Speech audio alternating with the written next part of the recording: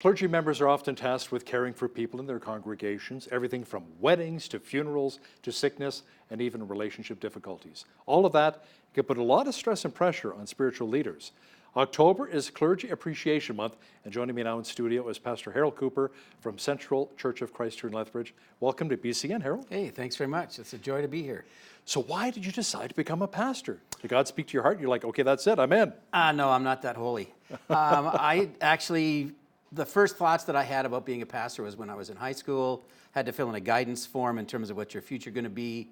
I was taken down to the guidance office, huge row of filing cabinets. I started pulling out vocational choices, thought about maybe a minister, pulled it out, said, yeah, no thanks, whoosh, slid it in, had nothing to do with it ever since, until probably 4 years later when I made a personal decision for Jesus and went off to Bible college and just said, Lord, if you can use me, I'm available.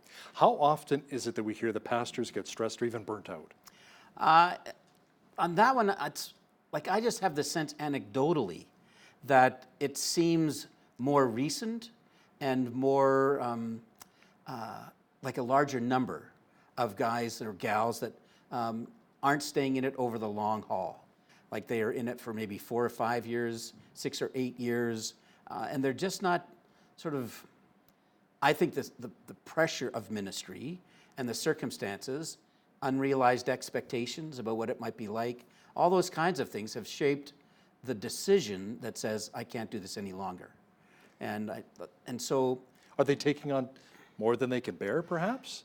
Because you think with a pastor, you've got the direct line to God, lean on God for strength, and if you're feeling burnt out, step away a little bit. And maybe that's where, even philosophically for me, you have that same direct line, right? Like, I don't have a more direct line than you do to God.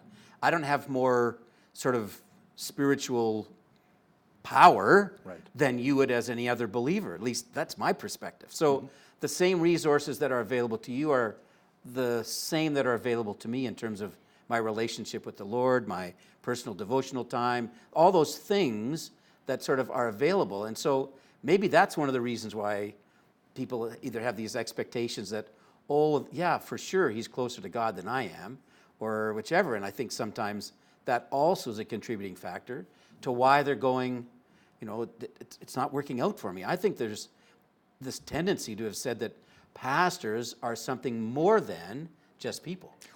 So Harold, what are some of the signs that a pastor is burning out? Okay, here's a thought about that. Burnout is like a mental health issue. And so it's really easy for anybody in any vocation to really be on the edge of burnout and hardly anybody know, right? The same way as the surprises when we hear of a pastor who takes his life. Or they have a marital issue and all of a sudden it's sort of surfaced because many of those things are mental health issues and they're easily disguised. Because I think, if nothing else, one of the things about being a pastor is we do tend to sort of put on a mask that says, everything's thank good. you, Jesus, hallelujah, it's a great day, right? Yeah, and so we have this expectation that, I'm hesitant about it, but it would be easy to fall into performance ministry than a real burdened and passionate ministry. So in terms of burnout signs, it'd be like anybody where I think increased irritability, increased fatigue, absenteeism, their normal things that enliven them have actually started to drain them, and you start to see that. They get distracted to other things, maybe. And so then all of a sudden it's like, Coop just doesn't seem like himself. But even at that, you almost have to be pretty close to them to actually sense, yeah, there's just something not right. So if I'm in your congregation and I see that Pastor Harold Cooper is starting to burn out, how may I help you? What would you want from me?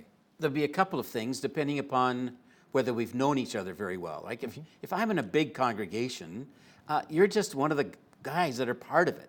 So if we don't have a rapport, it's a little bit more difficult, but let's assume that you do. Number one, right? So you can be praying for me, you can be praying about the family, praying that the Lord would bring somebody into my life that would be able to sort of knock on my heart and go, hey, is everything okay? So that's just the regular parishioner. But now if it's you and I, and we've known each other, it's sort of like the scriptural principle, just come and talk to me, right? And say, hey, look, can we go for coffee? Can we go for lunch? Or How about if I make you a meal? yes. Homemade meal? Sure. Yep. That'd be ideal. So those kinds of things. But the other one, I think as well, what can happen is you share it with a buddy. Have you noticed that Coop's not doing so well? Oh, right? gossip? Aha. Right. And so then it sounds very spiritual, but I need you to pray. More ideally, go to the leadership in your church and pose the question, how is Coop doing? Have you noticed anything? Like, I've noticed some things. I was just wondering about them. Is that something that the leadership has been working with him or her to sort of work through? Because I just noticed he hasn't quite seemed to be himself, right? And so they might know something. I mean, it could be emotional, but it could be something physical as well, where, he's got a health issue. And so I think the leadership in the church plays a huge role in the wellness of the guy or gal that's serving. Do pastors sometimes take on too much? They'll help with relationship issues. They're getting ready for that Sunday sermon, of course, all the time. Yeah. They're doing visitations, maybe newcomers. I mean, there's a lot. Oh, I would into say the short pastoral, answer is yes. Okay. Right? So even in a multiple So they have to staff, start designating maybe to more of the pastoral staff? well, if there's another one around, right? But in most of the churches, when I think about the evangelical ministerial, we meet once a week for prayer, to pray for the churches and our leaders.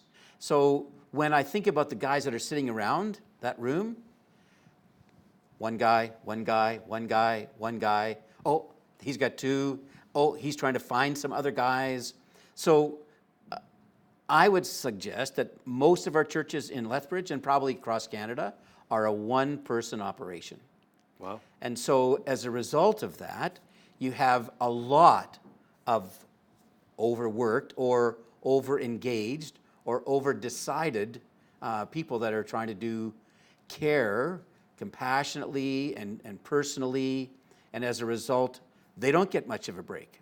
And so there's some other things around that in terms of how do we help. How about if you pass off some of that responsibility to some of your congregants, the lay pastors? Like to me, say, Hal, can you help out with hospital visitations, maybe some counseling? Yep. If I'm an expertise in that area, right? Right. And so that for sure. So one of the things that we've done in our little congregation is we created a compassionate care team, and they do all the shut-in visitations, because I'm really good at some stuff, but I'm not so great at getting around and just having a tea and a visit with everybody. So again, sort of knowing what the pastor's strengths are and then making up for some of those, that's good leadership from the local leadership in the congregation, and them going, who else can do this? Right. Like we had a thing that said, oh, I can do that, I can do that. But finding those that can say, I can do that, presupposes as well that, yes, you've actually got some talents, or I could do training and sort of go, hey, if you'd like to help with this, here's how we do that. Come with me and I can show you. So in the short term, it might take longer, but in the long term, it's healthier. Pastors are not immune to marriage problems, financial problems, human just like the rest of us. Yeah. How do they navigate through those? I actually think it's harder for them or anybody that's in public eye, because everything about them seems to be magnified, right? It's sort of like in that fishbowl. The thing about the fishbowl is it amplifies You're under the everything microscope. behind the glass. Yeah. Yeah. So then it's, I think, a lot harder because they don't get to just take it home, because everything about their life is then public. So when they might suggest, hey, I need to take about a month, 6 weeks to just work on some relational stuff, it's not always necessarily available. Because, well, then who's going to do your job? And so I think there are some factors there, particularly with marital and with financial, that, well, just nobody wants to talk about their money. In Canada, we'll talk about all kinds of things except, so how you doing on your income this year? And how's your debt load? And so we don't do that, but we should be somehow.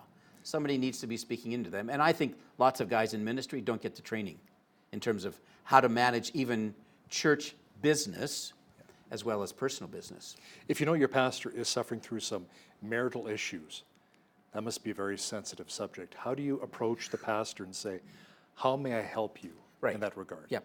I think, like we've already said earlier, like to let them know that, hey, we're praying for you. Yeah. An encouragement card, especially because, like you've already said, all kinds of other people in that group of people will have also had to struggle through marital pressures and conflicts and issues. How about a gift card to go out to a restaurant for he and his wife? Yes, I think that's an ideal option, to give them an opportunity. Here's some other resources that I've been aware of. It's always a bit tricky to sort of go, hey, I just read this great book on how to love your wife or how to love your husband, right? And you sort of go, here you go. And it really, ministry is so much about relationship with people, right? And I think that's where the closer that you can develop a relationship with your pastor, friendship-wise, socially, whichever, that has the potential to then make it more comfortable for what you offer to be received. What about financial pressures that a lot of pastors face today? Are a lot of them underpaid? Anecdotally, I would think probably yes. Again, because of the ability of the congregation, and that's particularly in the independent structures, right? In larger denominational structures, and I don't know how salary grids are set up or things like that. And so I think lots of the salary or package or offering is often more measured by the ability of the congregation to provide it, because that's where it's coming from. Mostly, I think, in particular, the evangelical churches. And so the pastor makes a decision about, can we live on that? You know, I wanted to ask you, is it almost like real estate that 10% are taking home 90% of the business? Is it 10% of the regular congregants providing 90% of what the church takes in, the regulars? So the 1090 Yeah. principle sort of carries over into almost everything, whether it's a volunteer organization or the church or nonprofit or even sometimes in business. And so for sure, that's also the case. Like if we were to look at our, even just general giving as a whole in most churches, there'll usually be a small percentage. It might be a little bit more than 10, it might be 15 or 20. Sure. And then the rest are just doing what they can. But the bulk of it, which would be again based on, which is why a percentage giving strategy is best, because then you give out of your bounty and I would give out of mine. It would just be different, but we have equal giving in terms of sacrifice. How much on a day-to-day basis do family members also feel that stress that the pastor may potentially bring home, like the pastor's spouse and their children? I would think in some ways they feel it more so, because when he comes home with work, right, and he's going, I just wanted to punch somebody in the throat today. Oh. Right? That's when you pray for that pastor right away. Exactly, yep. So you definitely want to be on top of that one. But before he lays hands on his brother. Right, yeah, in a Jesus kind of way. Right, of course. So in that process, the family, I think, is just under more pressure because realistically or unrealistically, there's an expectation that not only will the pastor and his wife be perfect, but so will their children. And so then you've got all these kids who are living under really an unfair pressure, but it's there. No different than a politician or anybody in public life of any type. There's an added watchful, critical, I would like to see them be more supportive and more compassionate and more understanding, but oftentimes I don't think that's the general response. How often does a pastor have a sounding board, a good friend they can explain their problems to and unburden their lives to? I would say that in the last, because I've been at this a long time, I would say in the last 15 or more years, that's gotten better. When I first went into ministry, I had two pieces of advice because I was a young man. One, wear a dark suit. You'll look older. Oh. So I went to the small rural congregation in Southern Ontario, and so I got a dark suit and got the job. The other one was, don't get close to the men, or don't get too close to your men. That wasn't good advice. Because why did they give you that advice? Because what often happens is, not often, I want to be careful. The risk factor is, these are the people that are then going to be making decisions about your future. And so when you're sharing issues of, Mary and I were just having a hard time right now. So then he now is in this conflict place. So does he share that with the committee? Does he share that with the board because now he has a fiduciary responsibility? Or does he just say, well, look, that's just private for us? And so I think there was a time when some of the leadership potential weren't sure what to do with some of that information. And so I think that was why. The nice thing is I think that that's changed more in the last 15 or 20 years, especially as ministries like Promise Keepers and others are going, the silent wolf often is in deep trouble. Pastor Hale Cooper from Lethbridge Central Church of Christ, thanks for joining me in studio today talking about Clergy Appreciation Month. Hope it was helpful.